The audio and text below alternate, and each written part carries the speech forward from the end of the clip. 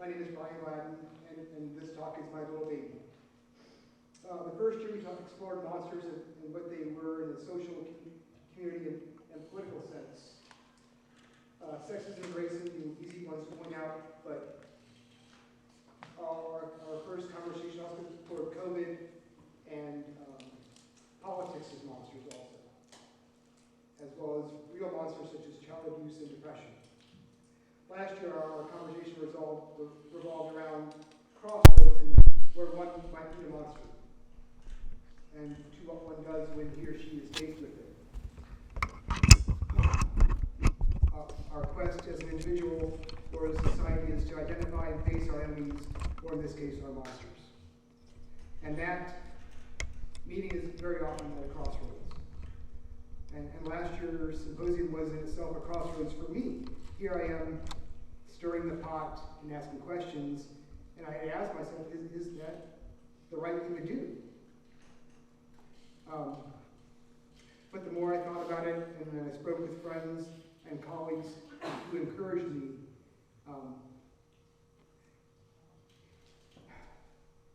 it not only seemed apropos but necessary to create those conversations.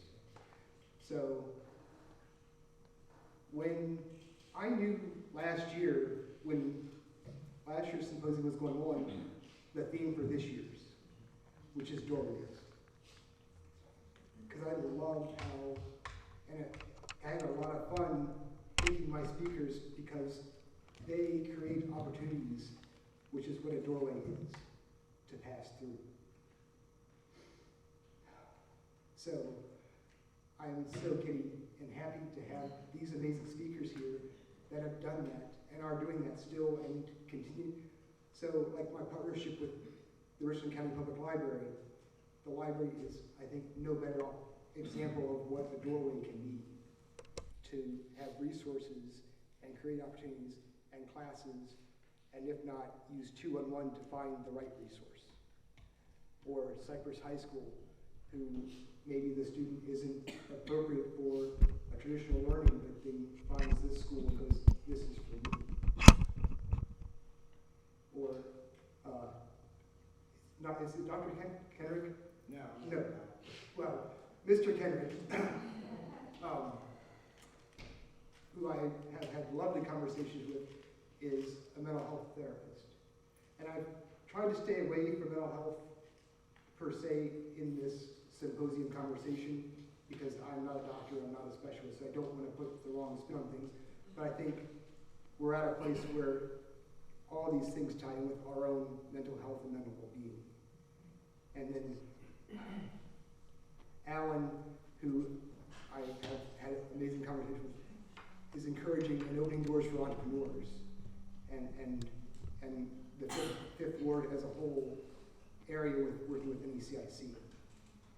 And then Jennifer, which just works out very well because I've known her for maybe 10 years now. And now she literally just last week opened a school for film and how to use film to open doors for other ways to communicate and spread your message and open doors for others. So it's not just one door when you're going to these areas and these people, it's not just one door we're opening, because they're reaching 4, 10, I have no idea how many people in your school or in your library, but those are all doors that they're going to pass on and open more doors and create those conversations. And so, and then Chris, I don't know what to say. I've probably known you for like 25 years. Yeah, just let it go. But seriously, but I look at Chris as like, he and I think have a lot of similarities, because I know I find a lot of my creativity by being physical. So I get in a better zone when I've done something physical. It clears my mind to where I can get to a place where I can actually get work done. And maybe I'm wrong, but I just think there's something that's shared there in that very response to tone your body, to tone your mind. It's a whole experience to all better ourselves in one way or another. So, I went off script a bit, but I think it's really important because that was truly from the heart. So but I want to say one thing real quick. in response to that also, that doorways also represent barriers and how to keep the barbarians at bay, to protect ourselves and our loved ones from the wolf or the cold, bitter nights and the unknown that lurks just out of sight. One other little bit of information I want to share is that this is a universal subconscious symbol, the door and doorway. And I think it's so beautifully put where Bram Stoker's Dracula, with all his power and strength, must have permission to enter that dwelling. That means we have to invite evil into our home and let it in. If we just say, no, you can't come in, that's a great starting point. And it goes back further than into the legends and myths and before Bram Stoker put it on the page. Unfortunately, sometimes the monster has already breached the door, or we didn't know it was a monster until after we invited it into our abode or our bed. I don't know where this night or chat will go, and that actually I enjoy. I don't dictate what they're going to say, and that, so the surprise is for you as an audience member or the other speakers. They're all here waiting.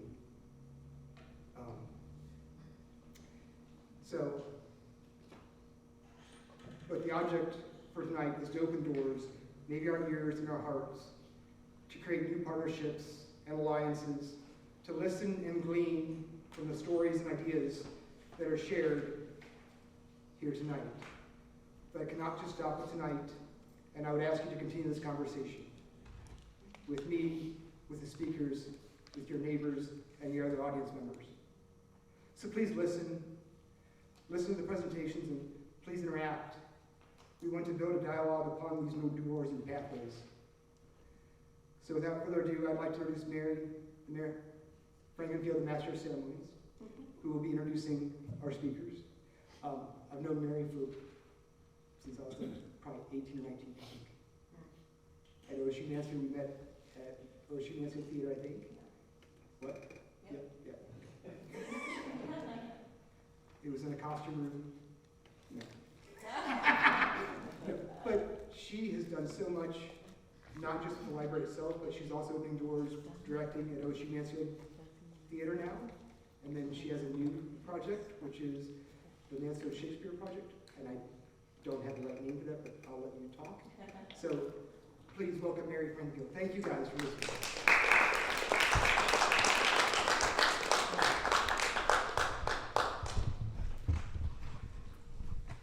Okay, I'm going to lower this because I'm 5'1". Story of my life. So as Brian said, I'm Mary Frankenfield. I work for the Mansfield-Richland County Public Library. I've worked there for about 21 years. And when Brian asked if I would participate in this, he pointed out that the library is very involved in doors. And the more, I gave that some thought, and I agreed, but I also started to think that maybe the library more offers people keys. Sorry, Alan. I don't want to steal your thunder. But I saw that, I think you put this up. Yes. And yeah, I thought about that. You know, definitely opening doors, right? But also giving people the tools that they need, the access to the information they need, the access to the educational opportunities they need to be able to open doors for themselves, which is equally exciting to me. So that's the library part of things. And then as Brian mentioned, I've been an actor since I was 14, mostly in Mansfield. And I have thought for a long time that acting opened doors for me, personally. It opened doors that I didn't know needed to be opened. It helped me kind of grow into my confidence. It opened doors to relationships that I still have, you know, from when I was 14 or 15. And so it also opened a lot of doors to skills that I still use today. Not on the stage, but in work and in my social life. And then, yes, I've been doing some directing at the branch, and one thing I love about working with Dr. Fahey at the branch is that he's very interested in collaborations. And the shows that I've directed, by and large, have been very grim and dramatic and intense, and I kind of love that. Because they were stories of people in life situations that were hard, really hard, and that allowed us to partner with a community organization that changes lives and perhaps opens doors for people. So for example, we partnered for one show with the domestic violence shelter. We partnered a couple of times with NAMI for mental health stuff. And so I really appreciated that opportunity to be involved in those productions. And then yes, the Mansfield Shakespeare Company, you were very close, was just formed a few months ago. We had our debut performance, and we're looking to open a door to appreciating and enjoying Shakespeare, something that hasn't been done much in this area, but we feel that people will be surprised at how accessible and relevant and enjoyable Shakespeare is even today. So I'll stop talking about myself now. So I'm going to introduce each of our panelists, and then just one at a time, and they can come up, and then I'll introduce the next one. So does that sound good? All right. So our first panelist is Alan Mitchell. He works at NECIC, a wonderful organization in Mansfield, and he's going to be speaking about doors, keys, and gatekeepers. So let's welcome Alan up to the podium.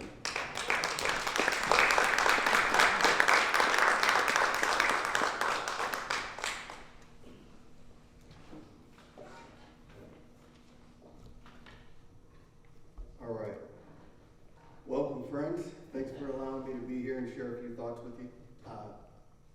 Unscripted, a little bit more extemporaneous, but the first story I'd like to share with you is the story of the portrait that you can see there. It's called Ask Me for the Keys. The artist name is John Daso. John Daso is the founder of the Gifted Artist Foundation, and my company, Social Enterprise Solutions, assists them in some work that they're doing in trying to build the capacity of that foundation. He was born in rural Georgia at a time when apartheid was still very present and very oppressive in America. And the keys that he needed were not available to him to be able to go on and study art. The gatekeepers that he found were his teachers, were his family members, were his church members, were those individuals who were supposed to support a young man's hopes and dreams and beliefs. And he had to go out into the world to find those. But eventually, at the age of about 35, he trusted in the belief that was put in his heart. And he's now a very prolific folk artist that has more than 600 works spread out throughout the world and throughout the United States. But he's been lecturing at universities and in town halls and small theaters and doing displays for one reason: to make sure that no other little boys or little girls feel like they can't accomplish their dreams, to make sure that they have the keys that they need for success. His foundation provides those keys through art supplies and other types of things. He's also a gifted muralist. So if you Google him, you'll find a lot of pictures of his murals. I say that to say that we as individuals, despite our best efforts, can sometimes be the gatekeepers that are preventing someone else from accomplishing what's in their heart. We might have a prejudice We might have a belief that we know what's best, be well-intentioned, but we might be that sentry, that gatekeeper that's preventing someone else from achieving their dream. And so I caution all of us not to become the worst versions of ourselves and become the monster deep inside, at least as it appears to others. A little bit about my background. So, a long time ago, in a galaxy not so far away, I was teased for being a stormtrooper because I was in the US Navy and I was wearing my whites and I happened to be on foreign soil.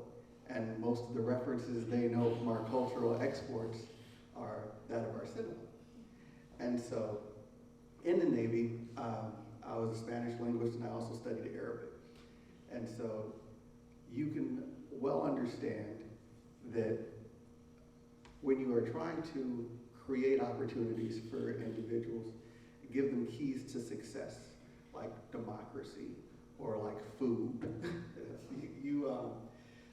you can also be seen in a different light. You can be seen as a monster, despite your best intentions. And so, prayers for our brothers and sisters in both Israel and Palestine, because just like John suffered from apartheid in America, the apartheid suffered from the Palestinians is known, any apartheid is known to create hate. And whenever you create a hateful situation, don't be surprised when people hate you. Not to condone any violence, just to say that prayers for our world. Hopefully, we will find the keys to diplomacy and we can be able to have peace. But I digress. So, at NECIC, I have the privilege of being able to help individuals to find their dream in entrepreneurship. So we get to help people start their businesses.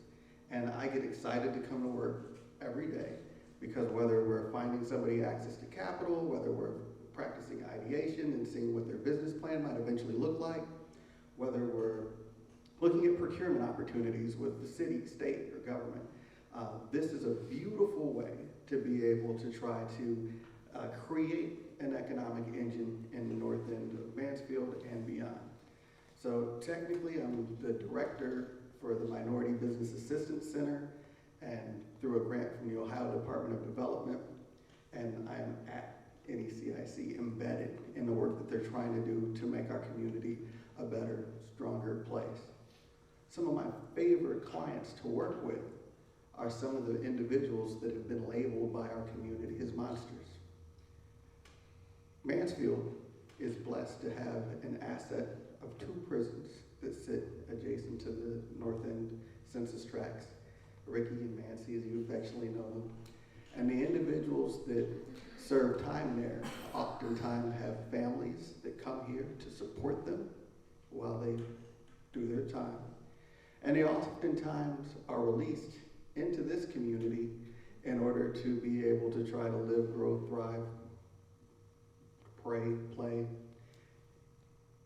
And that release oftentimes comes with collateral consequences. It is not as easy for those people who we've labeled monsters to find jobs, especially when we don't have a lot of high-paying jobs to go around. It is not as easy for those individuals to have shelter, especially when we don't have enough housing to go around. But yet, our expectation of these individuals, of our returned citizens, is that they grow, they thrive, and that they not return to being behind a door, being locked up, which is for some of them all that they've known ever since they were a juvenile. And so, amazingly enough, they still have dreams in their hearts. They still have dreams that they want to achieve, businesses that they want to see come to fruition. And so, it's my favorite way to avoid some of those collateral consequences for those individuals. NECIC, by the way, is the backbone for the Richland County Coalition, Reentry Coalition. And that's a coalition of many nonprofits and for-profits that intervene on behalf of these individuals for educational benefits, for psychosocial services, for drug abuse and alcohol counseling, any way that we can surround those individuals with the necessary resources that they might need to be able to have the strength and fortitude it takes to be able to make it in our community. One of my favorite things that our community has recently done is rededicate itself to the My Brother's Keeper initiative. So My Brother's Keeper was started by President Obama in 2014. And so many communities had kind of lost the, I will say,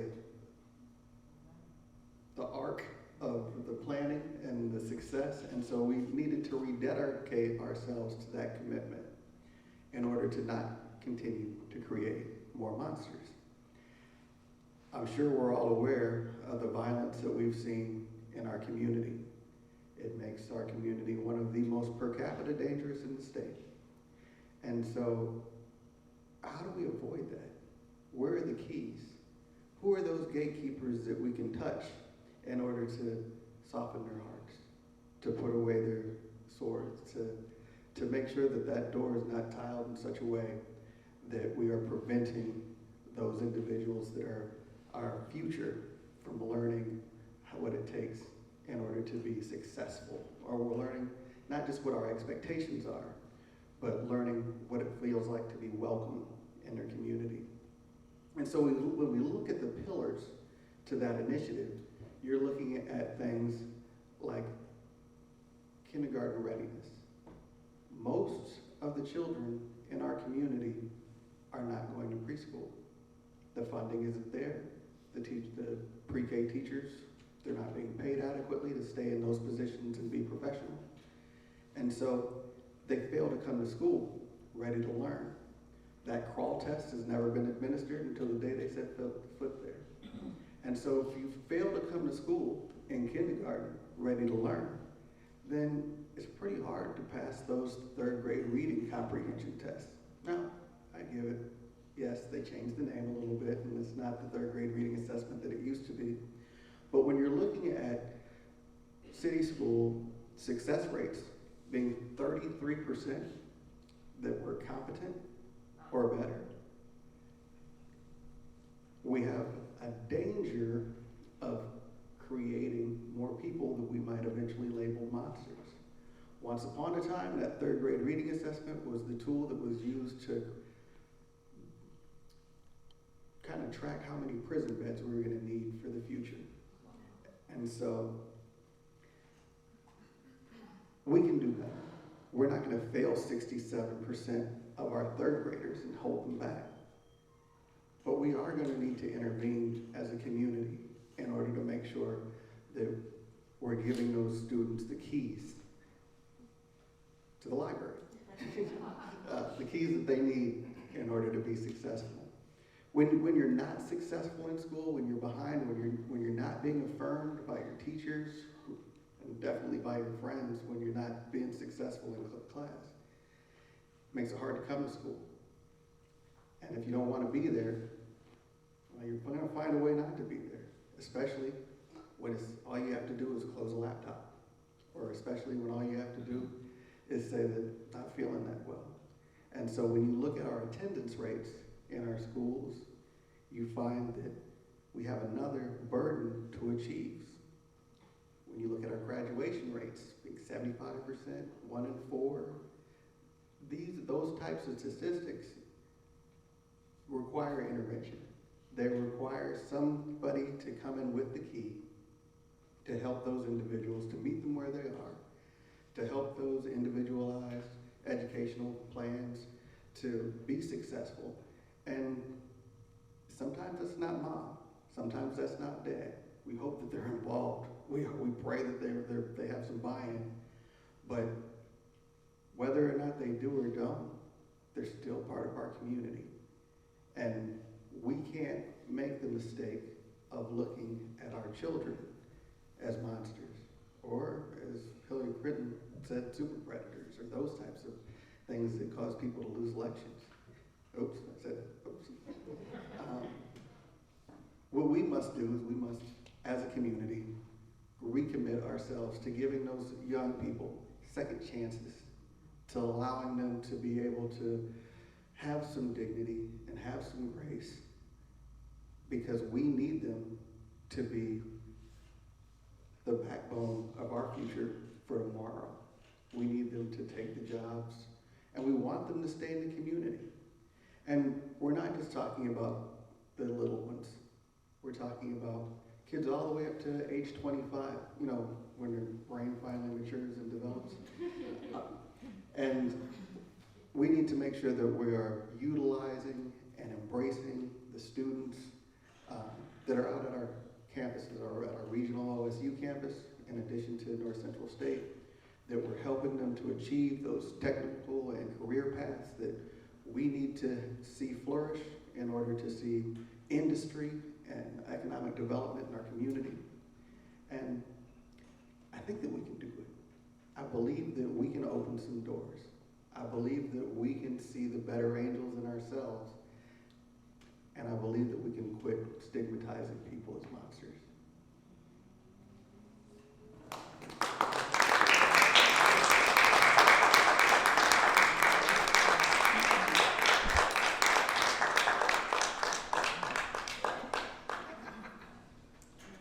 Thank you. Next up, we'll be hearing from Jennifer Enscat. She is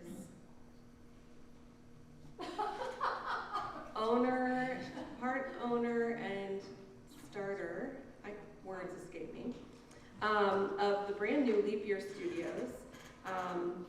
And she'll be talking about a doorway to creating a successful film hub. So let's welcome Jennifer.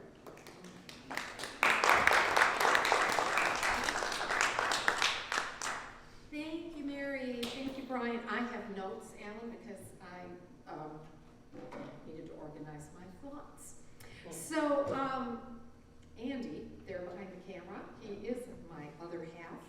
Andy and I have been Leap Year Films for several years, but that comes after us working independently in various capacities of the film business for many decades. It is our day job.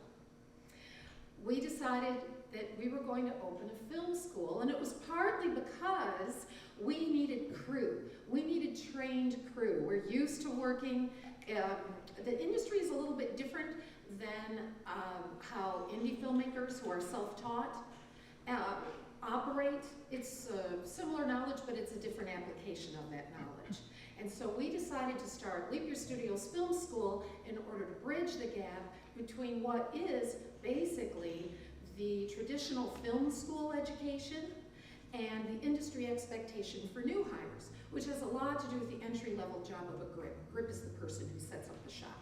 But I'm gonna stop my narrative right now to give you a commercial. Because there's another side to Leap Year Studios Film School, which is for total newbies. We have got classes for the noobs, whether you're an adult or a high school student. Danielle knows because I was on the phone with her this week. We are starting at Richland Academy a week from today. After school, from 4 to 6 on Fridays for 8 weeks, where we are going to teach the high school kids how to make a short film. Round robin style, they're going to learn the different crew positions. They're going to use professional gear while we make a comedy about Ghostbusters. And we don't have enough students, so please, if you know a high schooler, have them contact the academy. The problem with a new school is nobody wants to go first. We did have students already this week. We just finished Set Ready Crew Intensive, which is very much about preparation for a job in the industry. But we need more new folks. So I'm going to go back to my narrative now, which has a lot to do with not opening different doors. Although opening a door to a fun activity, if you just want to learn about film, that's fun too. By the way, I have business cards with me if somebody needs to get in touch because of that. Once we started talking about opening this film school, we ran into a whole bunch of people who had a similar comment. They wanted to say, oh, as soon as you train crew locally, that's gonna bring the big film shoots here. You've already got the indie film shoots here, but this is gonna bring in more Shawshank Redemption type shoots. Apparently when Sylvester Stallone was here and he shot Escape Plan, The Extractors, he told someone that the reason why we don't get more shoots is that there isn't enough crew locally. Well, Mr. Stallone is kind of right. I think maybe what he meant to say by that is by local crew was something he did not realize. Crews travel. This is a thing that we do. Andy has 2 days in Columbus next week. That's just part of it. They're not going to keep him up at a hotel. You just drive. That's the way the business works. Mr. Stallone maybe didn't realize that there were crew people as close as an hour away. But a lot of people in Los Angeles don't know that. Something happened a number of years ago. A company called Killer Films, I don't know if you've heard of Killer Films, but you may have heard of a film called Carol. It starred Kate Blanchett. That was a big hit. They opened a door. They started thinking before they came to town, I wonder if we can find some crew and some actors locally. Now, not the celebrities, obviously you've got Kate Blanchett. And they're not going to hire their cinematographer locally, but let's just find out who there is. So they sent out the word. They ended up casting so many supporting actors and more of the lower level crew members that when they came back a couple of years later to shoot A Kind of Murder, they started local. They didn't start with who they wanted to bring from LA. They started finding out who was here.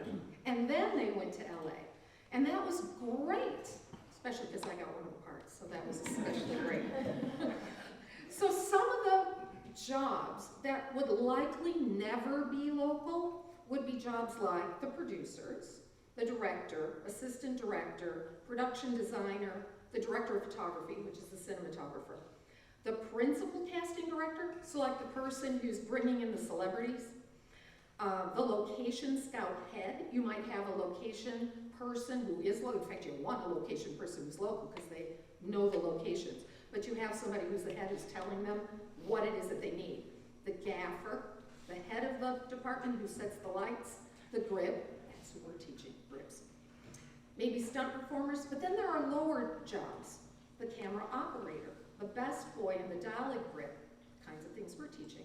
Best boy electric, the generator operator, lighting technicians, costumers, makeup artists, hairstylists, a local casting director to find the actors like me, a different local casting director for the extras and the stand-ins. You need drivers, you need people to cater the meals, etc., etc., etc. There are work opportunities locally if we just let them know this.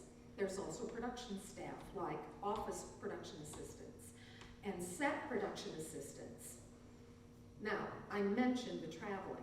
There's a thing we have in the business called local hire. We hate it. So when I was living in Los Angeles, I got cast to do some jobs in New York. Because I was cast in LA to do the job in New York, they flew me to New York and they put me up at a hotel. Yay! Well, then I got a call from a friend who said, I'm assistant director of a play in New York. You should come and audition for it, because this part is perfect for you. So I went to New York and I auditioned for the play and I got the part. Guess what? I'm on my own. No one's gonna reimburse me for my travel. No one's gonna put me up in a hotel. And that's how a lot of stuff happens here. We have a good friend named Eric. Eric does audio. I'm gonna give you 2 of his credits. Recently, you probably saw on the news, the president on the UAW line in Detroit.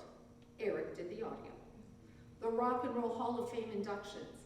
Eric does the audio. Now, if you think you need to be good to do the audio at the Rock Hall of Fame, you're right. Every rock star wants the best audio. Eric does not live in Detroit. Eric does not live in Cleveland. Eric lives in Canal, Winchester. But he's really good, and they call him, and they pay for him to travel. Although we had a shoot with him over at Martini's, and he just drove himself up, and he didn't ask us for gasoline. So I guess if you're friends, it kind of helps a little bit. But for the rest of us, it's a little bit difficult. So I think as far as us bringing work here, it wouldn't hurt to have locally trained crew. The problem with that is that these jobs are temporary. So let's say that Stallone comes back and he hears us and he interviews a bunch of people, and he brings on a bunch of office PAs and some of the lower level grips and what all. That job's gonna last, what, a month, 5, 6 weeks? And after that, you're on your own. So learning how to accept the fact that you need to move around a lot for this job, it's just part of the job. So I would say the people who think that us opening that door is gonna bring shoots here are both right and wrong. What would bring shoots here? Number 1 on my list, locations. We've all heard of a little film called Shawshank Redemption, I have a feeling. You know why that film happened here? OSR, that's what did it. And it still is bringing people here. But when I was down in Cincinnati shooting A Kind of Murder, I talked to somebody about this. You know why Cincinnati gets so many big shoots? Because they have facades that represent every era. You've got buildings that look like the 1930s, the 1950s, the 1970s, and you know what? We have some of those too. We don't have whole city blocks of it, but we've got the facades. Our job, let's make sure they don't deteriorate. We need to save them before they're gone. That's going to help make this place a hub. I heard a rumor, I don't know if this is true, that there is a wait list for housing downtown. And I say, if you are a developer, you make the interiors of those places as modern as you want. Please, let's implore them to keep the exteriors, period. When you are walking in, you know, you got your shot, and you see the actor walking into the building, the inside of that building doesn't have to match the outside of that building. You can recreate the inside of that building on a soundstage or with a totally different building. You just need to keep the facade all cool looking in 1950s or whatever it is you happen to have. We have other things too. We have barns. We have countryside with horses, cows in fields. We have woodland. We probably have office spaces that are really traditional, like the ugly drop ceiling and kind of boring looking cubicles, and some others that are kind of hip, like IdeaWorks. We have suburbs with houses from different eras, both inside and out. Here's an idea, not mine, A Kind of Murder again in Cincinnati. I think that was the only film I made, I keep referencing it. They needed it, it was set in 1960. There was a house that was for sale, and the location person found a realtor, and they arranged to rent the house for a month. So this is supposed to be Patrick Wilson and Jessica Biel's house in 1960. It was awesome. It had the sunken living room and all that stuff from the era. What a great idea, what a great resource. Talk to some local realtor and get them on board. What's for sale? There is a house in Columbus called the Moberger House. Inside the business, we call it the house that production built. This family has rented their house out so much that they now have a swimming pool in the backyard because I think we paid for it. The Perks of Being a Wallflower, shot in Upper Darby, suburban Pittsburgh. The house that the family lives in, I'm a mom, so you're supposed to think it's my house. What did we use? We used the front yard, the front doorway. That's not in the film because that scene got cut and it was my scene. Oh well. Bedroom, family room. There was a finished basement that was used for holding. There were trailers, but we didn't use them. We hung out there. You know what? We had a car show here not long ago with cars of different eras. We could recreate traffic from different eras. What we need to do is organize all of this stuff. No, we don't have, I need water. We don't have a film commission here, but bless the Convention and Visitors Bureau, because LETASF kind of fields these phone calls, but really we could use something more than that. Cleveland, Columbus, Dayton, Cincinnati, and Toledo all have film commissions. Kent and Norwalk have a page off their city manager site that, like, this is how you rent permits or something like that. I looked at the Chicago Film Office's site. They list resources. Crew resources, casting directors, actor database, production office spaces, maps, links to press, government offices, city services, permits. The only thing on this list that I don't think would work is actor database. Actors who work in this business have agents. That's how you find them. An actor's database probably lists actors who want to get a career. So that I don't see how that would work. I'm not sure about crew, maybe that would work, but we need something. Norwalk has a page called Norwalk in the Movies that shows locations. It has like a gallery. It shows available buildings and parks. It has screen grabs from prior projects, and they also have then the links to the city services and the permits and stuff like that. One of the common things that people will talk about, Andy always references this: we need infrastructure. We need a hotel downtown, a nice little boutique hotel. Your film people are not going to want to stay down at 13 and 71 at the La Quinta. They're going to want a boutique hotel downtown. We need to work on that. One of the things we are doing better than we were so many years ago is restaurants. We need restaurants in town where any night of the week you've got at least 2 that are open, even on Mondays. And we are getting there. We do have more than one restaurant open on Monday evenings now. So yay, Mansfield, keep it going. We need more stuff to do for people on their days off. I mean, everyone wants to ride the carousel, but once you've done it, what else? You need shopping, you need activities. We're also doing better with that. The other day I was at that Poetry, last month I guess that was, and I was sitting there in Third Cup. The thing that impressed me the more, I want to say the thing that surprised me the most, because I was impressed with the poetry. I was looking out the window. There were people walking up and down Main Street, and it was an evening in Mansfield, a weeknight evening, and the place was hopping. We're getting there, folks. It's really exciting. More of that, please. Let's all think about it. Another key, technology. This one's a little bit tricky. So, Leap Year, we are partnered with a prominent software company that specializes in virtual production, but this is a thing that I'm not ready to talk about yet. And there are a couple reasons why. And one of the main reasons is, if you open that door too quickly, you get into trouble. Syracuse, New York spent $15 million just a few years ago on an absolute cutting-edge, state-of-the-art studio, because they thought if we build it, Hollywood will come. Hollywood did not come. And from what I can tell, it's because that's all they did. That's not enough. You need to do all these things. I'm not sure what else maybe we need to do, but this is just about starting conversations, right, Brian? This is just to get us going.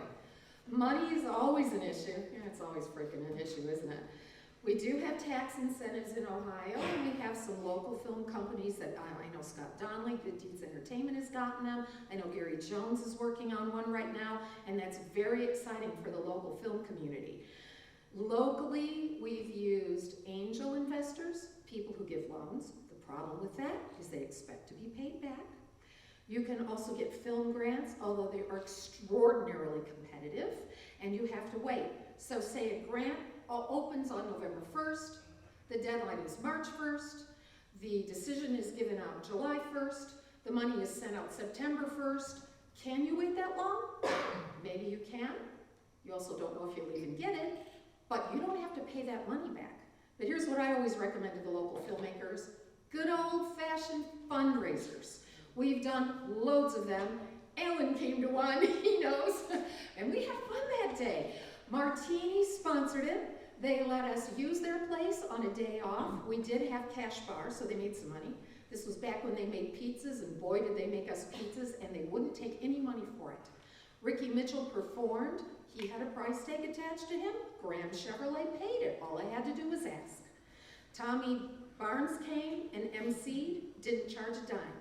I spent a month going all around town getting people to give me like gift certificates to this or that, or cool gift items. I made these lavish gift baskets. I think the cheapest one was for about $200 to $250, and one was for close to $1,000. People were 20 bucks at a pop, getting an arm's length of tickets, deciding which things they wanted to try and win, and we had a great time, didn't we, Alan? Please say yes. And what's awesome about this was it raised awareness about the project, which was a documentary about forced marriage in Malawi, a country in southeastern Africa. Over the course of the year, doing these fundraisers, we were able to take our crew to Malawi for 3 weeks, and the best thing is, we didn't owe anybody a dime at the end of it. That's what's great about that, but that's local filmmaking. That's a part of the hub, but if you want to bring in the outsiders, I'm not 100% sure how to do that. I think most industry connections for the large-scale finance and distribution, those aren't local. We do have some distribution here. We have some investors here. That's an extremely good start. So let's try to see how we can make that grow.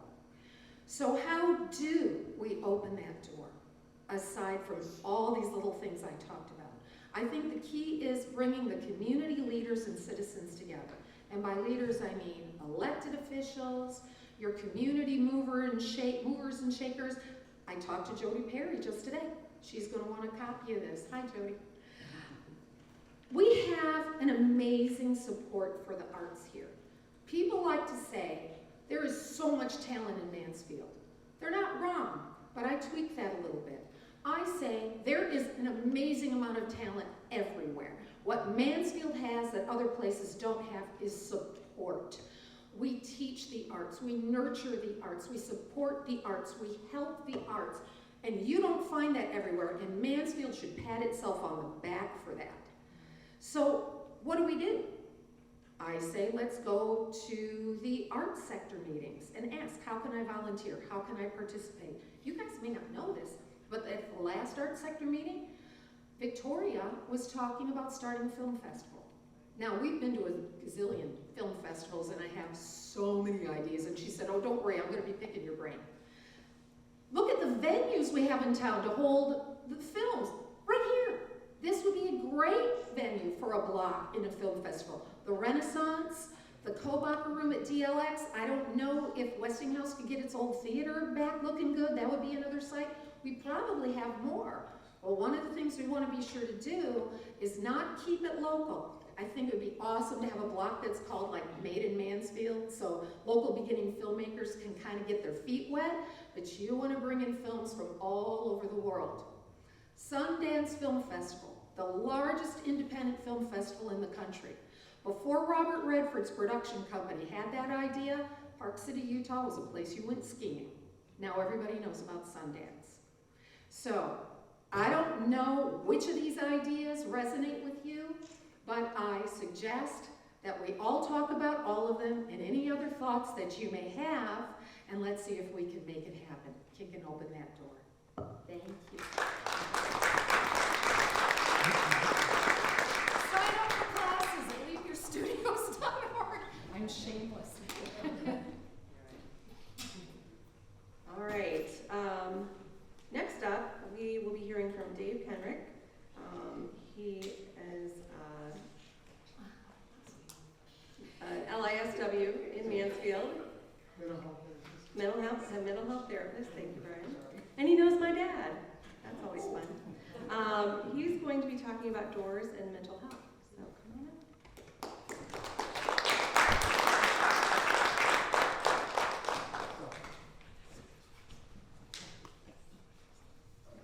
Thank you. It's good to see you all here. That's right, I'm Dave Krenrick. I'm a mental health therapist. And I also serve on the local Mental Health and Recovery Services Board. I've been there, I'm serving my second stint there, but I've been there for about 2 years this time around. I served about 7 years before. And had to leave for personal reasons, but they asked me back for reasons unknown. And so I'm serving there now. What I want to make it clear is that I am not a public speaker.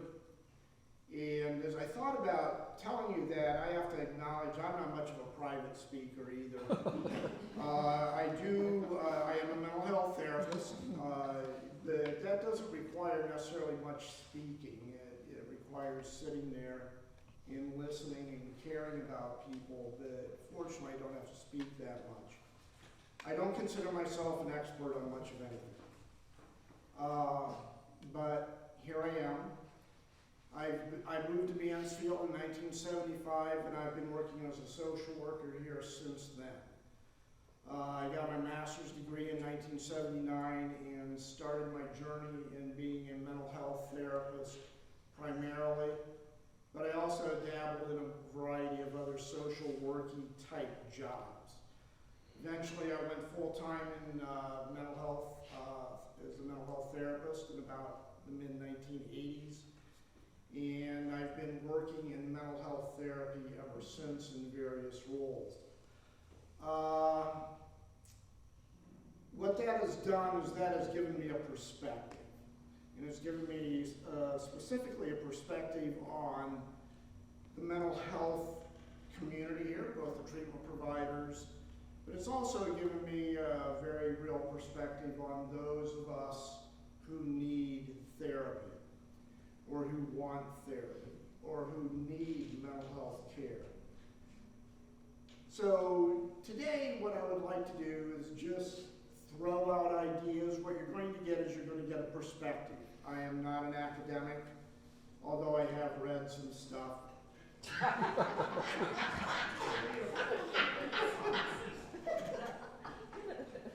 But so you're going to get a flavor. Everything that I say today, I believe, is supported in the literature. But I got to tell you, anything I say today can also be challenged legitimately and can be questioned. So I look forward to you guys questioning me if you so choose, or you can just raise your hand and say, "Are you done yet?" And I'll be glad to leave. So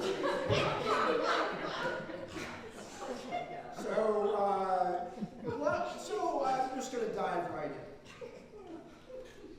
What we know is that anxieties, depressions, and awareness of trauma are increasing. And they're increasing significantly within our world. And there's also an increase locally. I work as a mental health practitioner, and I hear daily from people who need therapy, or they say, "Hey, can you help me find a therapist?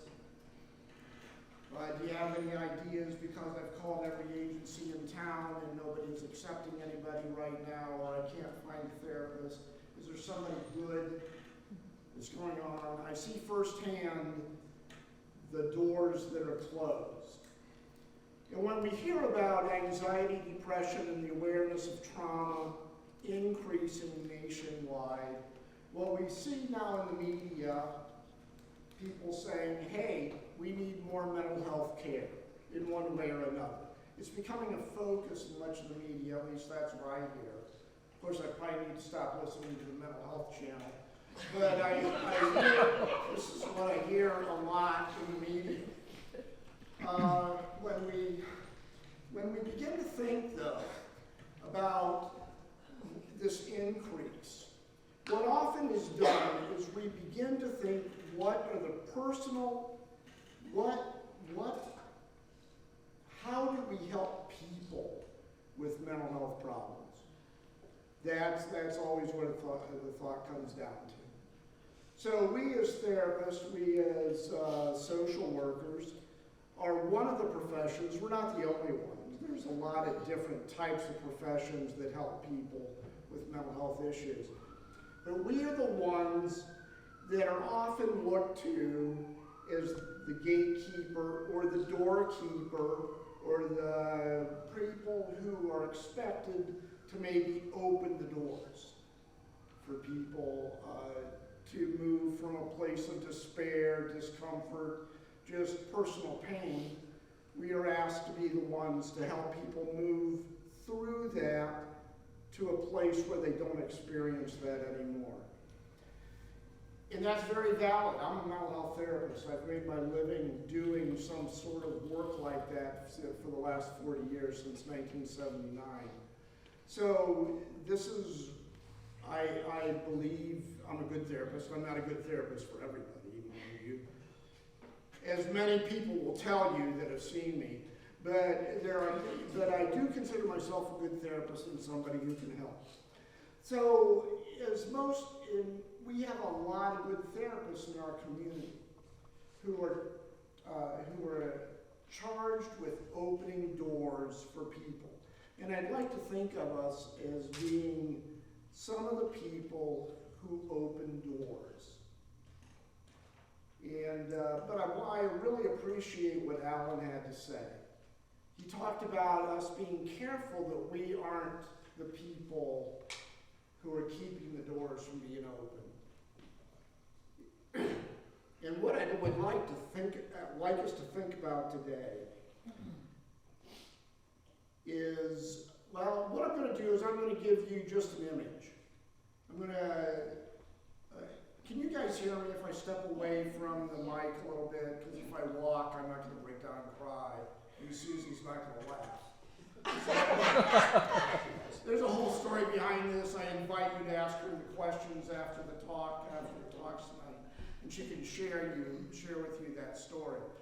But what we know is that what I'd like you all to do is just imagine a row of cages. Just a row of cages, each with an individual rat in it. These were the studies that were done in the late 60s and early 70s, upon which much of our public policy is based when we look at addiction and mental health services. It's based upon the studies that were done there at that time. Now, for those of you that don't know, the studies basically entail putting rats in individual cages, and so they can be hydrated. That's the word. I'm old. I don't remember things, but hydrated. So to keep them hydrated, they were offered water, a choice of water, or a choice of water laced with some sort of drug. The drug we most often think of are opiates. So they were offered those too.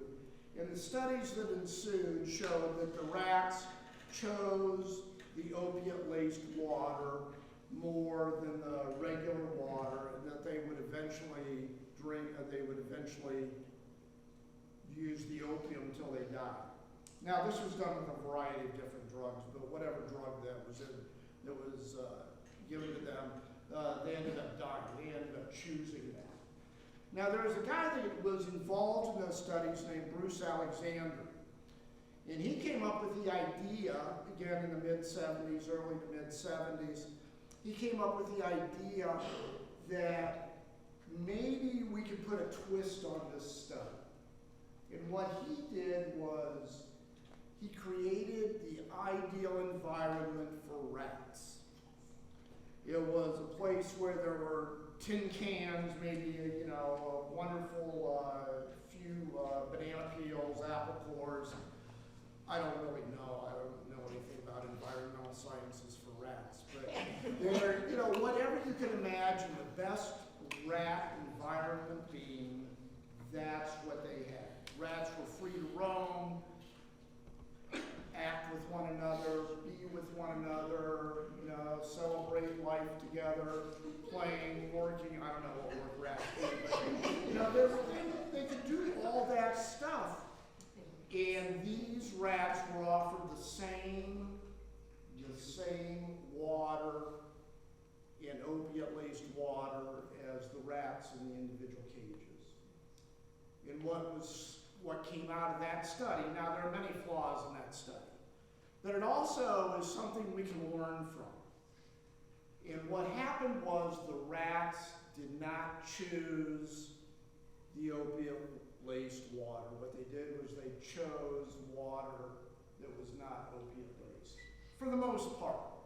Now, some tried it and didn't continue, but the frequency of use, oh yeah, there were a few rats within this thing that decided they liked the opium, so they did it anyways.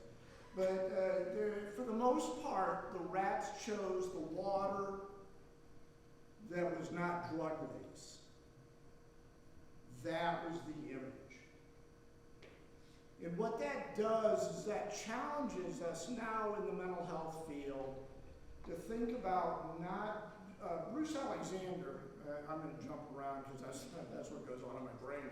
But what Bruce Alexander did was he actually opened up the door for those rats. He opened up the door to mental health for those rats. Now, it's not that some didn't need a little bit of, work here or there, but the vast majority did not. They did not need the treatment if we do the metaphor, the analogy of us to them. So that's sort of what I'd like to dive into tonight, just real briefly, because somehow the anxieties and depressions are occurring in our culture. We have a very affluent culture. We have a very affluent society. People, we really enjoy paying pro basketball players $17 million a game or whatever they get paid. Actually, it's probably not that much, but they get paid a lot. We really enjoy giving pro football players a wonderful salary. But what we know is that in our culture, what has happened is when we as mental health professionals, or as Alan does down at NECIC, what we do together is shut the door. I'd like us to think about that for a minute. We shut the door. So how do we do that as a culture?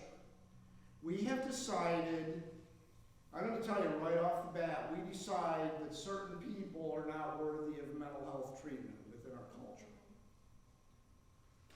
We have decided collectively that there are people at the bottom of the socioeconomic ladder that are not deserving of quality, affordable, accessible mental health care. We know that because we have about 7% of the adult population that does not have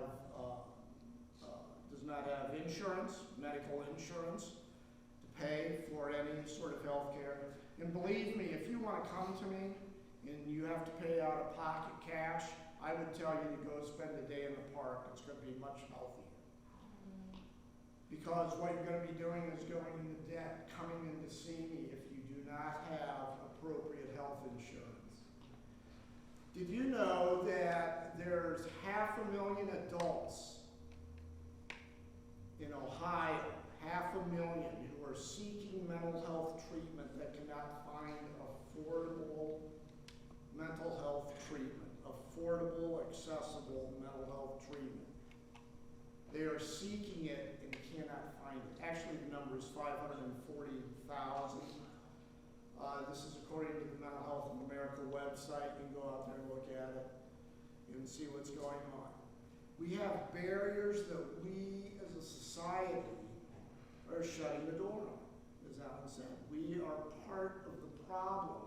Now, I consider myself to be a really nice sort of guy most of the time, and I consider myself to be a good therapist, a good social worker. I try to be involved in the community. But in all reality, I'm part of the issue too, because I am part of the society, overall, our social network that says, no, these people are not worthy of mental health care. What even makes it worse, there are, how many? I forget the number. I apologize.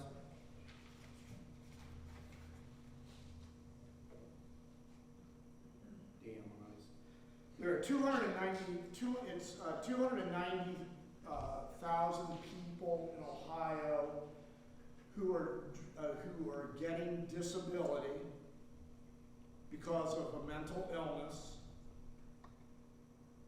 who cannot afford, who do not get mental health care because they cannot afford it. 290,000. So the questions become, what are the social constraints that we are throwing, what are the social barriers that we are throwing up to keep people from a mentally healthy society? What is it? What are we doing? And believe me, I don't have the answers. Hell, I didn't do that good in 5th grade math. I don't have the answers for this. What we do is I don't have the answers, but collectively we can figure it out. Do you know we are the only developed country in the world, the developed advanced country in the world, first world country type country, that industrialized country, that's the word I was looking for, who does not provide some level of universal health care for its constituents. We are the one country, and yet we are one of the wealthiest countries in the world. That is true. So what other barriers are we throwing up? What other barriers? Well, we all sort of know them. When we think about the world and what's being presented to us and what we see on the news media, we do know that the gun violence, mass murders are very excessive in our country. We have a law in Ohio where any adult 21 and over who does not have a felony, and there may be some tweaks to this that I don't know, because I don't carry a gun, but you can carry a gun if you don't have a felony, you're 21 or older, and you don't have to let anybody know about it. I do not feel safe being in that sort of world. And we have more mass murders in our country than in any developed country. Matter of fact, we have more mass murders than all of the developed countries together. And this is all data you can find out there. And those things impact mental health. Now the strange thing is, and I will close with this, well, I'm not going to close with it. I'm going to probably talk another 3-4 minutes, maybe more. But what?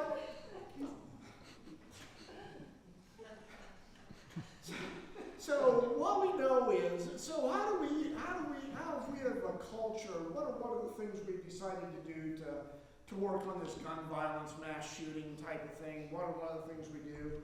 We teach kids, what we do is we send them to school, and what they do is they have active shooter drills. Right? They have active shooter drills. Now I've had personal experience treating teenagers who come to me who want help because they get so scared, not because of the gun deaths that are happening elsewhere,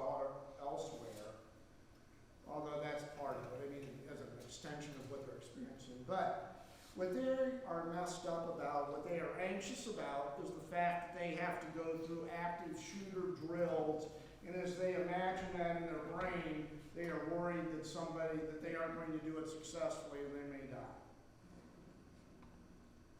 What we know is that active shooter drills from some studies, now this is not all studies, but from some studies, 42% of the teachers and students who undergo active shooter drills as part of their routine, there's a 42% increase in anxiety among those students.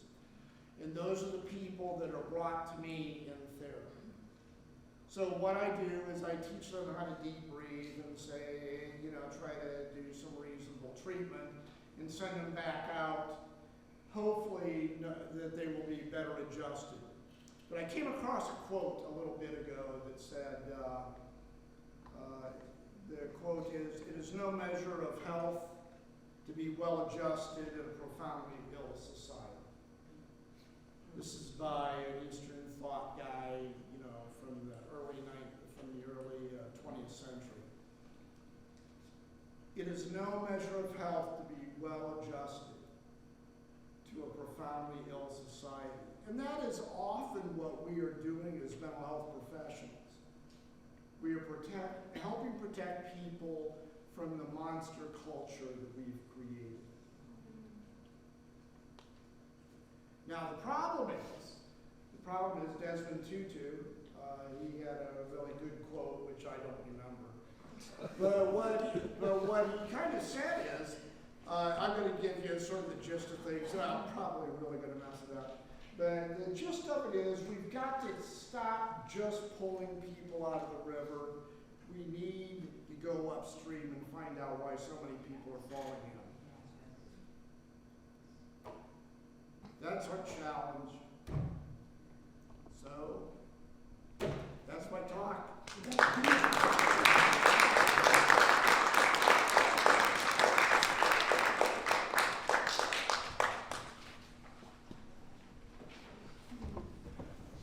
Okay, next we will be hearing from Dr. Danielle Kelly, who is the director at Cypress High School, and she will be talking talking to us about unlocking the path to success.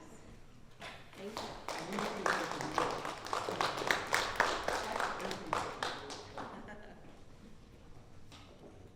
Some hard acts to follow. Goodness. I'm not like Alan, who just, got up here and winged it, You had notes, which is great.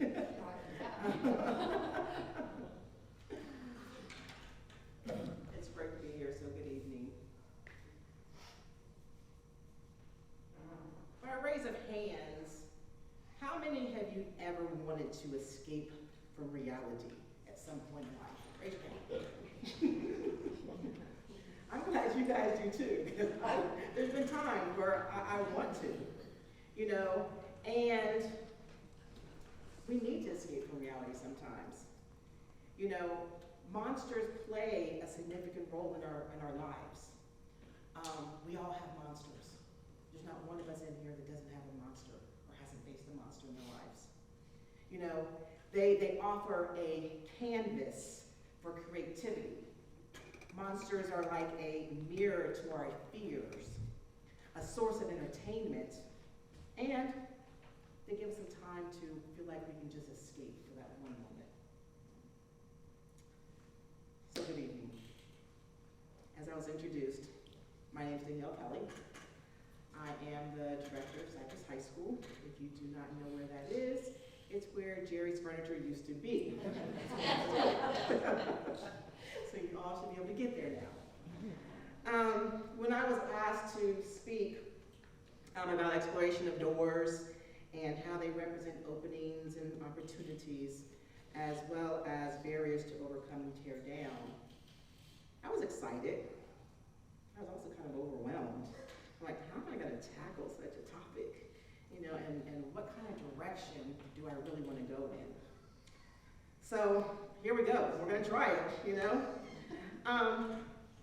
As the director of a high school, a non-traditional school, and when I say non-traditional school, we are a school where we accept students who, for whatever reason, are not adjusting to the traditional type of school. We are here to be able to open up doors where doors may have been closed to them for whatever reasons. Doors, as we talked about, because they have these anxieties in the larger school. They've got a lot of drama happening. They need one-on-one attention.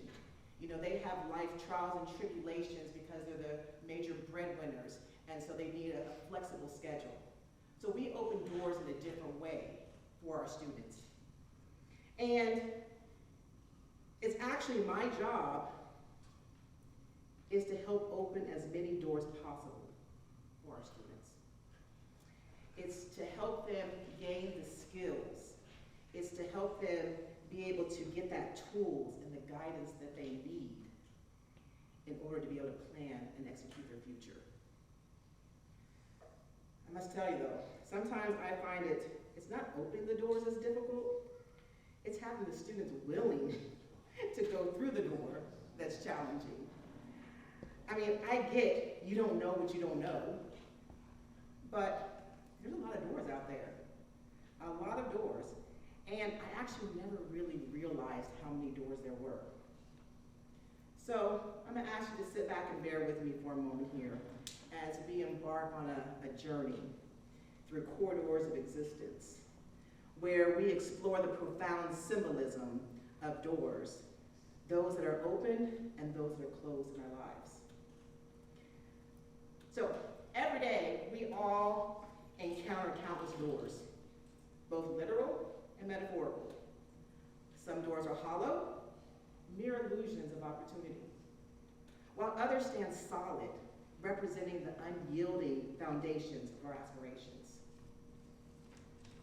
When you think of doors, you realize they're not just physical entrances. They represent the openings to self-discovery and opportunities that can be missed due to our internal fears or the monsters that we have within. Doors, they symbolize the barriers we must overcome and tear down because of our own insecurities. Many of these doors in our lives, they act both as obstacles and pathways. Some doors serve as a rite of passage. Some doors guide us toward new chapters in our lives. They are protectors and barriers against life in general. By other doors, we erect ourselves. We cause these doors to come for our own insecurities and our own fears and actions and things that we have. And exactly, and when I think about it, that's where our students are. Our students are feeling the need to protect themselves. They're scared of change. Who isn't? I think even as adults, we're scared of change as well. They're not having the support that they need. They're having to make decisions, not necessarily on their own wants and desires, but because of the responsibilities that they have been put through or been given by their family and society. So when I was going through and thinking about what I wanted to talk about here, I wanted to gain a clear picture of doors and challenges we face by the variety of doors and opportunities. Let me tell you something. After researching, I realized there's a whole bunch of doors out there. I mean, you got swinging doors, you got sliding doors, you got folding doors, revolving doors, you got those Dutch doors, you got pocket doors, barn doors, French doors, I'm not done, bifold doors, garage doors, storm doors, louvered doors, fire doors, and tamper doors. And that's only naming a few. I stopped at 16.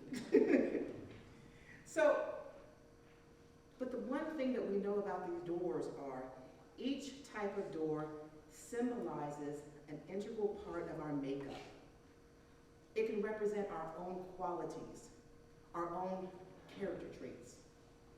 For example, listen to this. Swinging doors, they symbolize the flow of life and opportunities swinging in and out. You know, sometimes with swinging doors, you gotta run in and out, right, real quick before you get hit. That's actually how opportunities work too. You gotta catch that opportunity when it happens. All right? You have those sliding doors. Sliding doors represent adaptability and the need to slide into new experiences. When we think about the folding doors, they signify flexibility and the ability to open oneself to change. Revolving doors, you know, those ones where you go like, I'm gonna get in it, all right? Revolving doors, they reflect the cynical nature of life and the continuous motion of time. When we get to the Dutch doors, they convey a sense of duality, offering choices and the opportunity to see the world from a different perspective. Pocket doors, those are smaller doors. They just suggest the hidden aspects of our own personality or the need for privacy. We all need privacy. Barn doors, they evoke a rustic charm and the merging of tradition with the modern. I'm going to repeat that because I'm going to continue back on that one in a moment. Barn doors evoke rustic charm and the merging of tradition with the modern. Then you have French doors, my favorite. I love French doors, they're beautiful. They stand for connection and the ability to see through to another world. You have your bifold doors. They emphasize efficiency and the compactness of opportunities. Garage doors. We all pretty much might have garage doors. And why, you can probably guess, they emphasize security and the protection of our inner world. Storm doors, they signify resilience. Resilience in the face of adversity and the capacity to weather life's storms. When you get to louvered doors, they represent the importance of ventilation and maintaining a sense of openness. Fire doors, like the Storm doors, they symbolize that protection and that ability to withstand challenges and adversity. Revolving doors signify constant change and the need to adapt to life's ever-changing circumstances. I'm almost done. Tamara doors, they suggest the gradual unfolding and revelation of one's inner self. And last but not least, you have your hidden doors. They convey the mystery and the intrigue of the unknown waiting to be explored. Can you imagine if we encompass each type of door as a part of our own lives, as a part of our own makeup, as a part of our own roadmap? Those 16 doors, if we have all of those qualities, or we work collectively as a group, individually, to maintain and encompass those qualities, those are the things that we need to help break the monsters down in our own lives. Those are the things that we need to be able to have so that we're able to support and help others. You can't help anybody until you help yourself. None of us can help anyone or be true to open up any kind of doors for anyone until we take the time to open up and look within for the doors and the monsters that we have within us. Each one of those doors symbolize an opportunity, an adventure waiting to be uncovered, or a connection to a different world. I mean, to be all of these doors metaphorically means that a person is open, adaptable, versatile in their actions and experiences. So, what do you think the commonality of all 16 doors are? The commonality. The commonality of all of these doors is they serve the purpose of providing access to something or separating you from something. I'm going to repeat that. The commonality of these doors is that they provide access to something or they separate you from something. They are designed to open and close, allowing people and objects to move in and out easily. While the specific mechanisms, materials, designs may vary, the fundamental function of the door remains consistent. Like people, each type of door has a structure to them. But a door in itself is not a door unless it has a locking mechanism. Because otherwise, the door can shut at anybody's will. A locking mechanism in doors make a difference. It provides security, privacy, safety, and basically peace of mind. When our young people should be able to have doors open for them, they should also know how to open them so that they feel safe and they have a peace of mind. Because it's not enough to just know how to access the door. It's not enough. What's equally important is how to open that door. Whether it be opening the door to personal challenges, opening the door to health-related issues, relationship problems, financial difficulties, educational career challenges, opening the door to addiction, loss, grief, personal growth, trauma, and other life transitions. It's important to know how to unlock a door. In our journey called life, we discovered that not all doors, however, require keys to open. Some swing wide open when you just barely touch them, all right? While others remain bolted shut, demanding perseverance and dedication to unlock. These doors serve as a reflection of the challenges and opportunities we encounter in our own pathways. So how do you get access? Who gives you access? Who do you need to know to get access?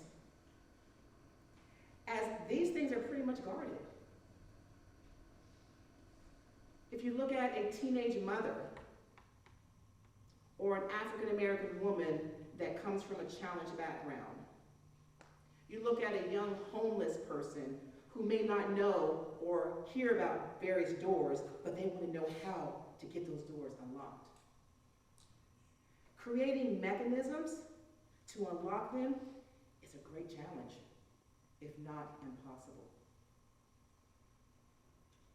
What's easy for some may not be easy for others.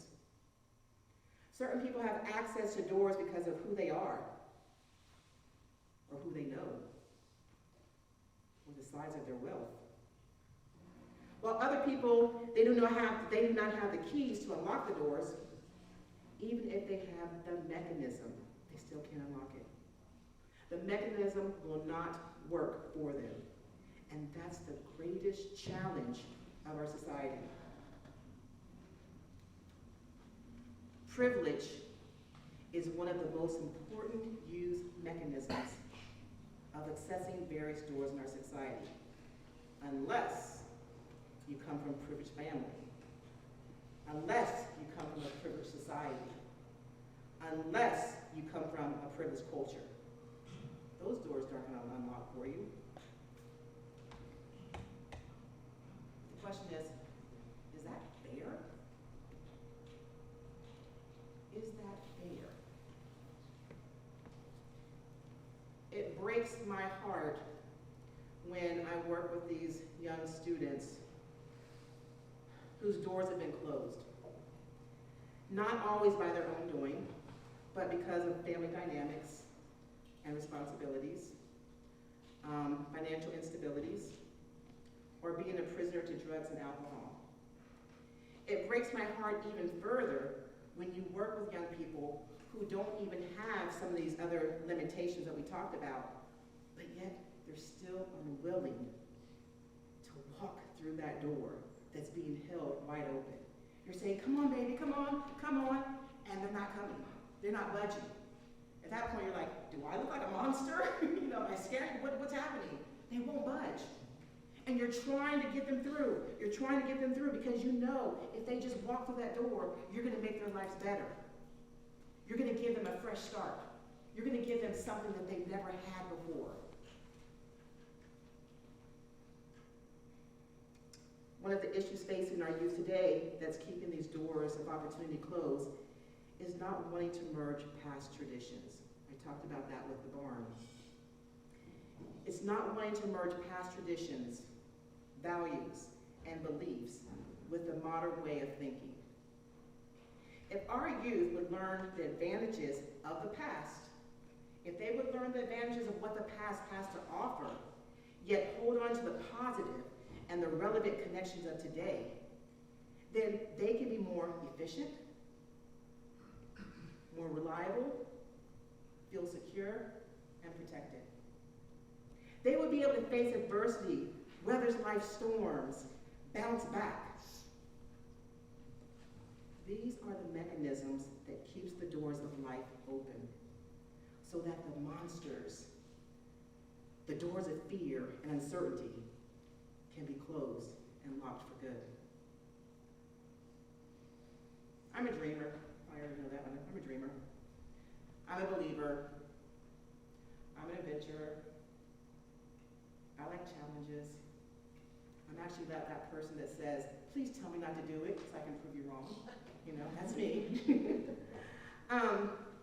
While I have faced my own challenges and have my own demons like we all do, one thing that I was blessed to have is parents and mentors who believed in me, teaching me the importance of seizing an opportunity and to not be afraid on what lies on the other side of that door. For many of you that don't know, I lived abroad for over 27 years before COVID hit. And my travels abroad gave me a new insight and a new perspective. My kids were born and raised in the Virgin Islands. We then picked up, as a single mother, I took them to live in Africa for 15 years because I wanted another door open for them. I wanted them to have the experiences and the exposures of being able to see people in other places so that they can actually be more more well-rounded, so they can be caring individuals, so they can see that while they have a great life, there might be other people who don't have such a great life. And how can you help? It gave me passion and the tools I needed to be right here and serve the youth of Mansfield.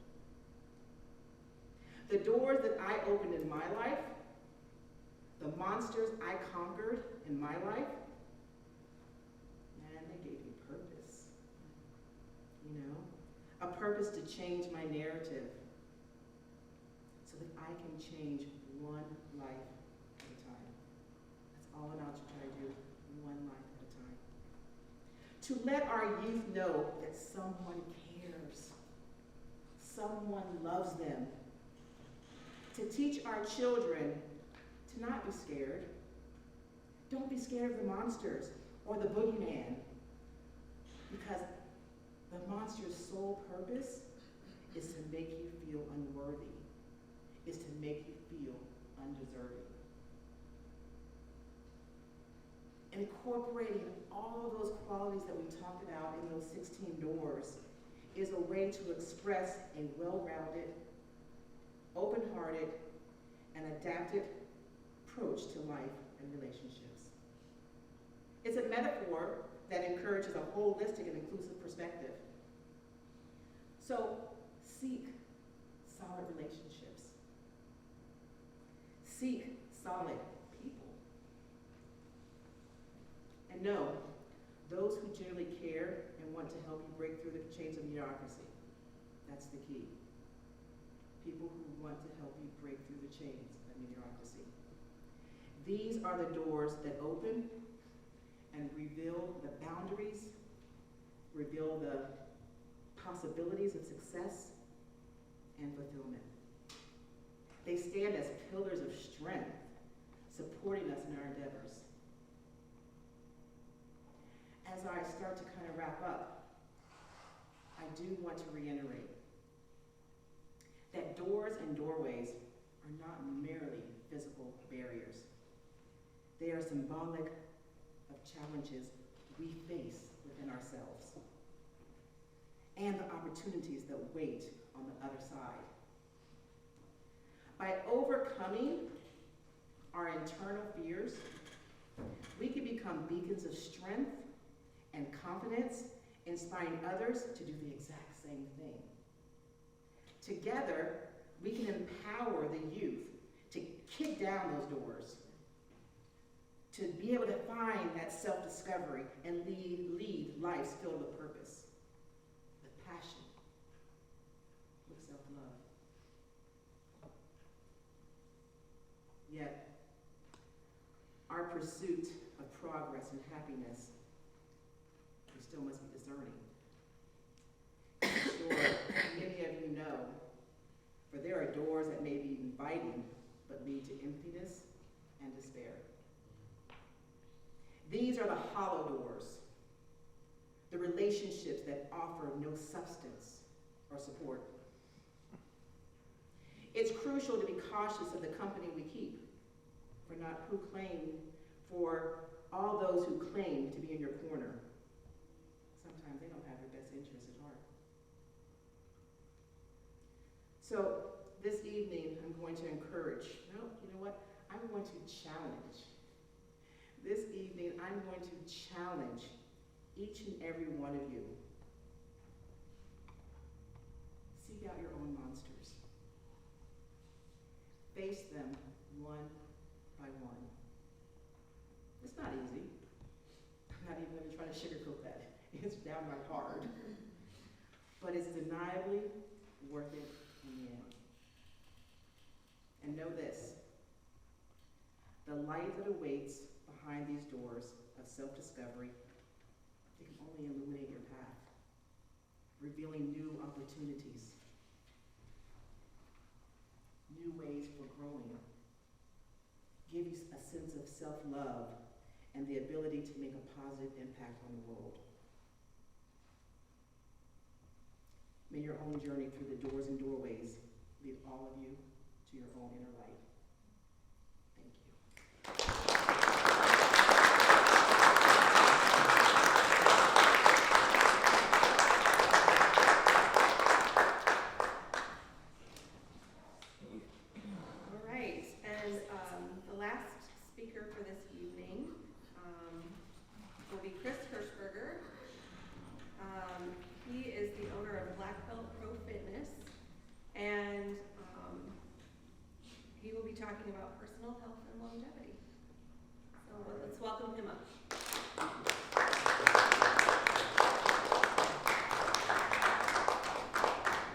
tell you what, this isn't saving the best for last after going after all those.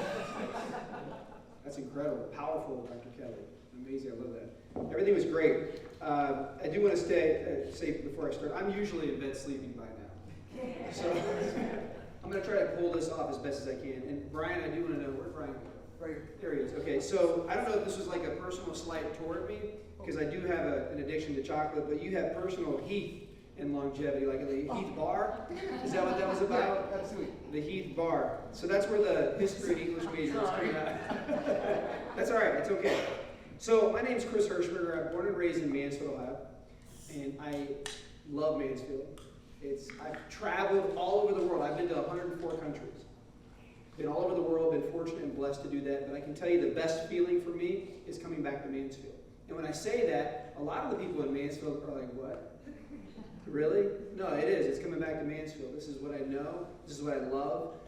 From the kids to the seniors, I do my best to try to help in any way, shape, or form. So I love this community. My background, I'm going to be very quick with this because I know that we're running out of time. I was a kid that really loved the idea of having someone like Dr. Kelly in a school because I needed someone like her. I was a child from a household that was very dysfunctional with very little guidance. My dad was Amish, Hirschberger, ran away when he was 16, and it wasn't because of Rumspringer, it was because my grandfather, his father, put a pitchfork in the side of a horse's head. It scared him. And he said, I'm out of here because I'm pretty much the same as that horse to you. I'm farmhouse. So he left and met my mother, whom came from Olive Hill, Kentucky. So I had an Amish father and a hillbilly mother. That made me the world's first Amabilly. That's what I tell people. World's first Amabilly. So it's unique, interesting perspective. And then if you want to throw a little bit more onto it, grow up on Roland Avenue. Yeah, that's where I grew up, on Roland Avenue. So my social currency, and the reason why you'll learn why I got into the martial arts, was violence. Because that's what was all around me. Whether it was in my household or outside, I was not safe from violence. When I was 14, I was stabbed in the face. That's why I have this horrendous scar on my lip.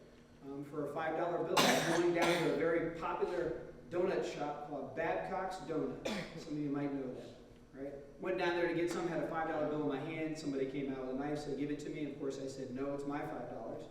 And before I could say anything else, there was a knife coming to my face.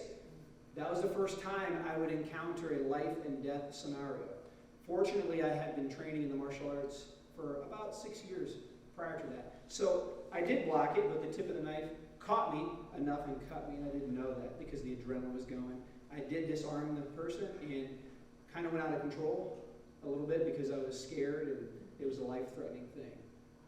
So at that point, I realized that the environment that I was growing up in wasn't healthy. I had to start making some changes, and I was about 13 or 14. And so I started dedicating myself more to the martial arts training because it was a safe haven for me.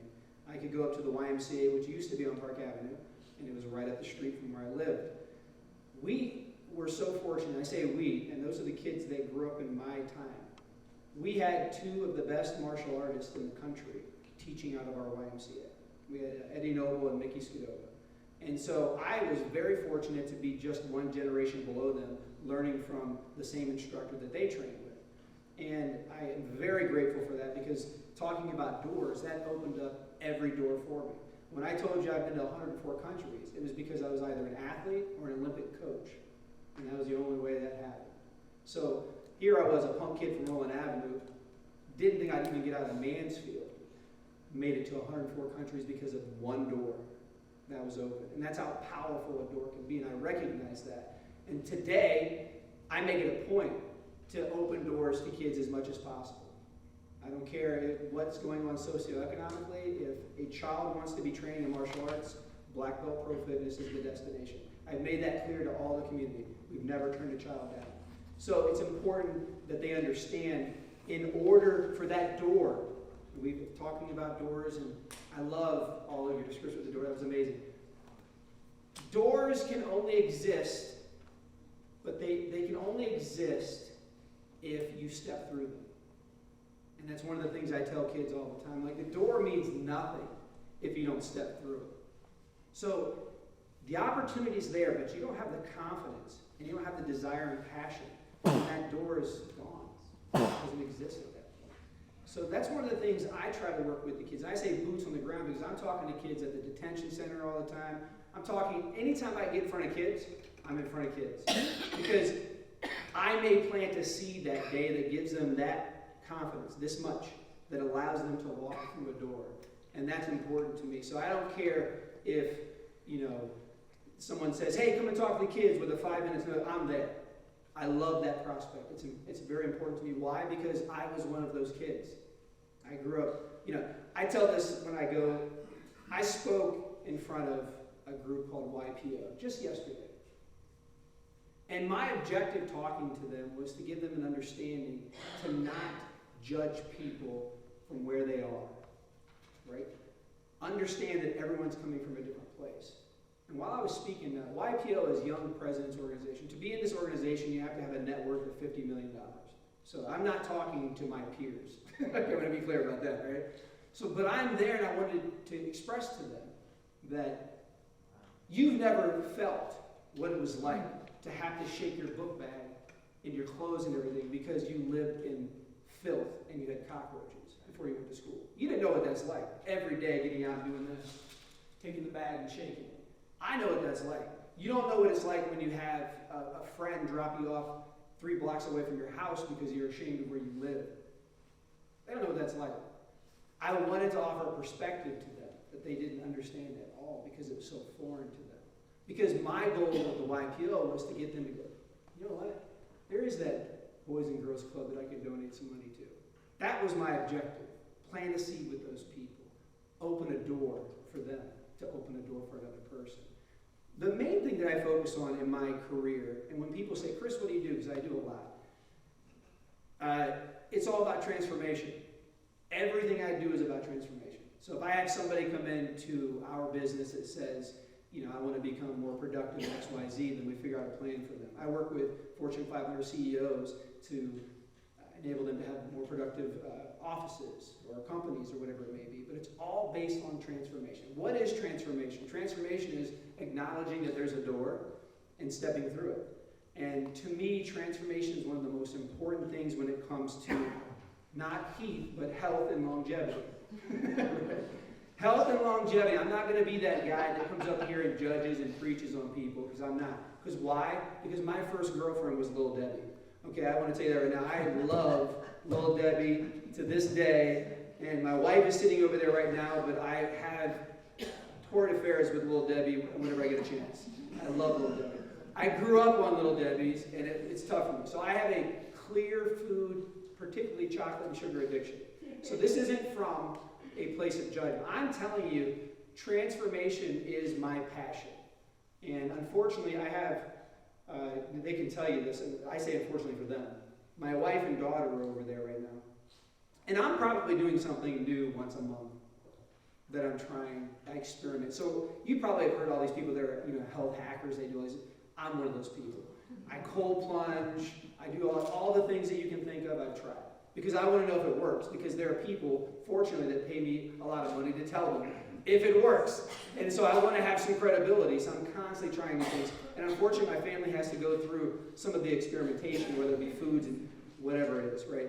But they see that. So when I'm working with people in the world of transformation, one of the most important things is authenticity. And I think this works with children as well. If I'm trying to promote something with a child or motivate them, they know like that whether or not it's authentic. And that usually means it comes from a place of caring. You have to care about the kids or the adult or whomever you're trying to help transform. So doors are doors, but also think of it in terms of if you're that Walmart greeter and you're on the other side of the door and like, hey, welcome to Walmart, right? If it's genuine, then there's going to be more substance there. And for me, that's what I focus on when I get the opportunity, whether it be a kid. I was just talking with the Area Agency on Aging 2 days ago. And I'll tell you a funny story on that. Never get into a room with people that are 90 plus years old because they say whatever they want.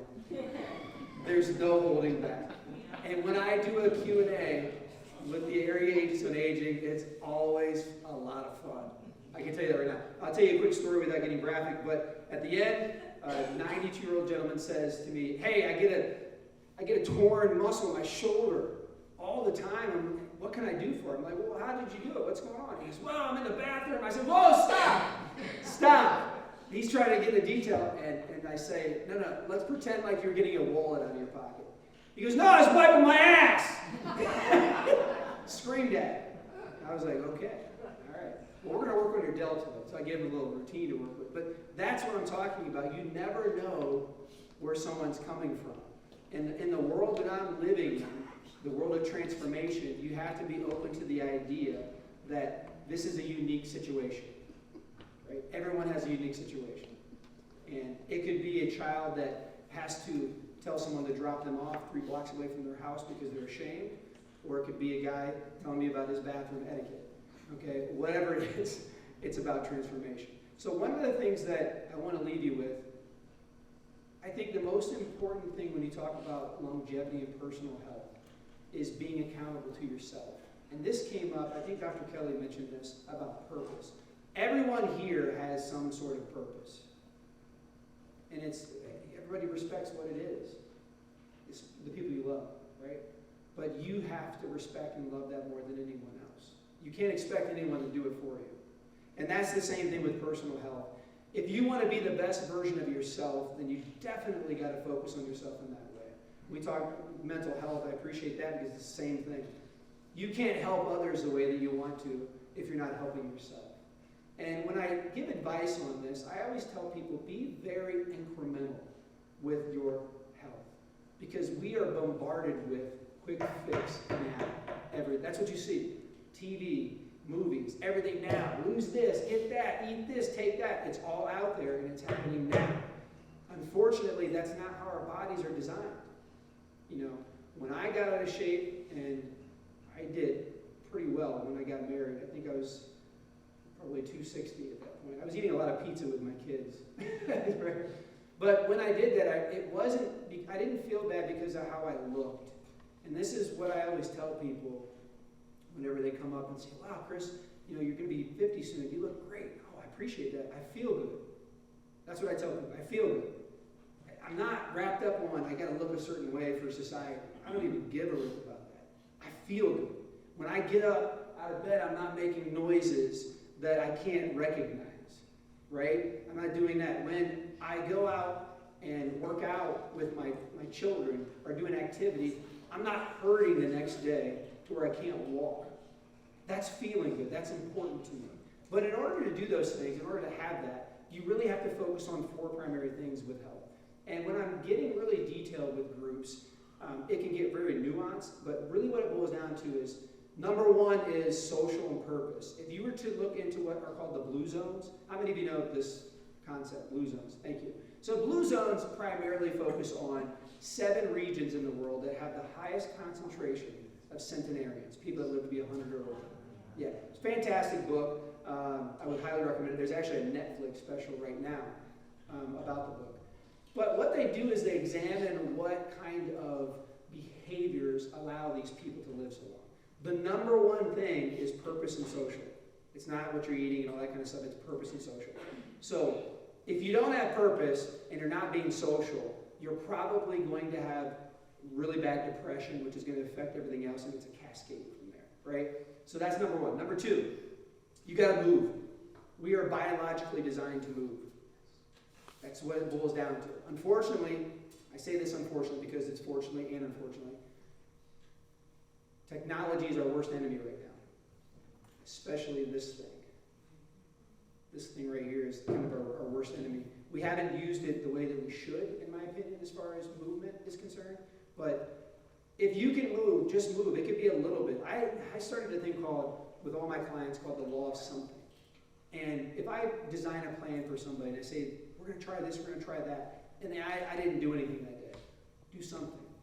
There are times, and my family will vouch for this, where I planned on running 2-3 miles, and I don't feel it. I'm like, man, it's been a crazy day. I literally would go out on the treadmill and walk for 2 minutes and come back in the house. Because the way that we are wired are neural pathways. It's all based on consistency. So if you have a goal, my biggest piece of advice to you is to do something small every single day. I don't care what it is, because it will last. It's going to continue because of that, okay? So movement's important. 2 parts of movement. Make sure that you're doing some sort of strength training and some sort of cardiovascular. Those are the 2 most important things with movement. The next thing, the third major point here would be nutrition. It's tough in this country. Nutrition's really hard because we're up against a monumental wall with this, because our food industry is predicated upon profit, not our health. Let's just be honest about it, right? So you have to have a personal purpose and energy in doing your own thing when it comes to food. If you're not, I'm going to tell you right now, you're not getting the food you need or the nutrients or the macros or the micros. You're not getting it. It's just a fact, okay? If you can grow it, that's the best. If you can grow it and eat it, that's the best. Everybody knows that. And Mansfield's doing a fantastic job, by the way. The urban farm, the whole bit, I love it. I take part in it and do as much as I can with that. So I'm not here to preach and tell you what to eat. The last thing, you got to really focus. No, you're good. You're good. You have to really focus on the idea of, what am I going to do with my sleep? Sleep, if you take the first 2 things that I talked about, movement and nutrition, and you optimize those things and make them the very best you could, and then you dump sleep, everything's out the window. Everything's out the window at that point. Sleep science has become so exact right now that if you're not paying attention to what you're doing sleep-wise, you're at a huge disadvantage with your health. And they're realizing that at this point. Sleep scientists are becoming, that branch of science is becoming huge right now. And not just because you need to get 7 or 8 hours. That's not what I'm talking about. You need to know what the content of that 7 or 8 hours is. Are you getting good REM? Are you getting good deep? Are you restless all night? You'd be surprised. Most of the neurodegenerative diseases that are coming are from a lack of sleep. Because what happens is during REM, you have what's called a washover process. All right? There's fluids that come through your spine into your brain. It basically cleanses your brain. And it takes away from all the misfolded proteins that create these, diseases of the brain. So when you're not sleeping properly, it accumulates over and over. Now, health is one of the things that we procrastinate with most. I would say more than anything. Because we never think it's going to come. And what I mean by it's, disease. Right? That's what gets us more than anything. And most of the diseases that we are experiencing in this country are preventative diseases. Not genetic diseases that we can't do anything about. Preventative diseases. So if you want to live long, you want to enjoy your life, you have to make you the priority. And you have to step through that door yourself. Thank you very much.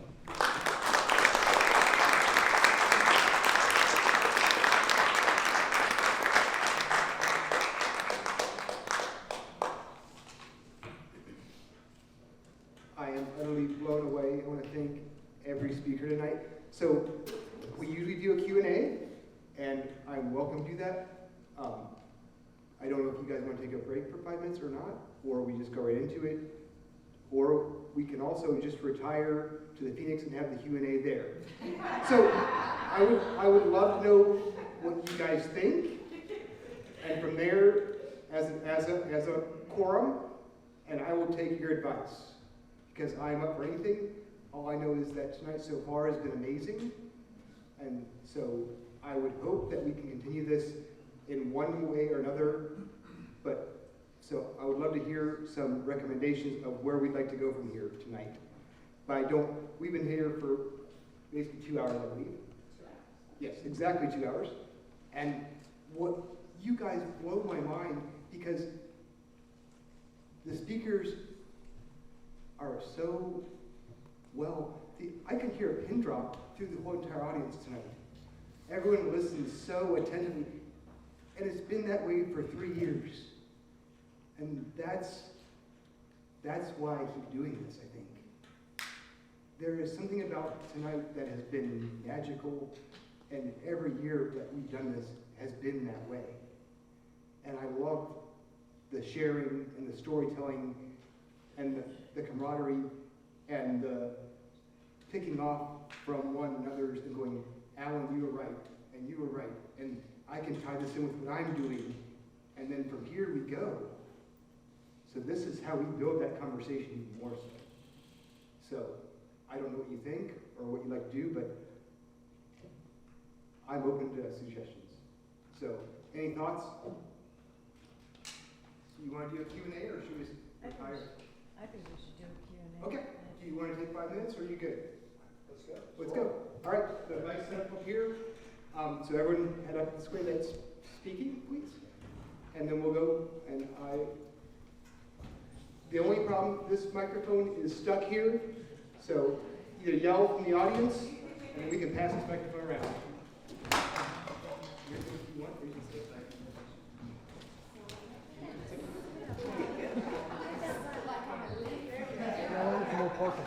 Let's just do this and get this.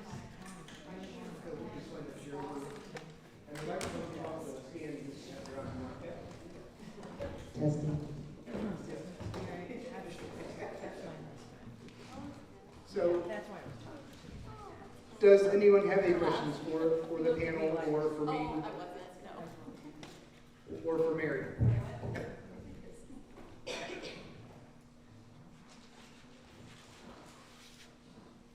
Well, if there are no questions, does anyone have any questions for us tonight at all? Or have any thoughts? You wanted them up there, you ain't got no questions for them? If you wanted them up there, you ain't got no questions for them? This might be the shortest Q&A in history. I mean, you guys are amazing. That means we did You so answered all well. the questions. And like the heat thing was a Freudian slip on my part. Yeah, no, no. Yes. Yes.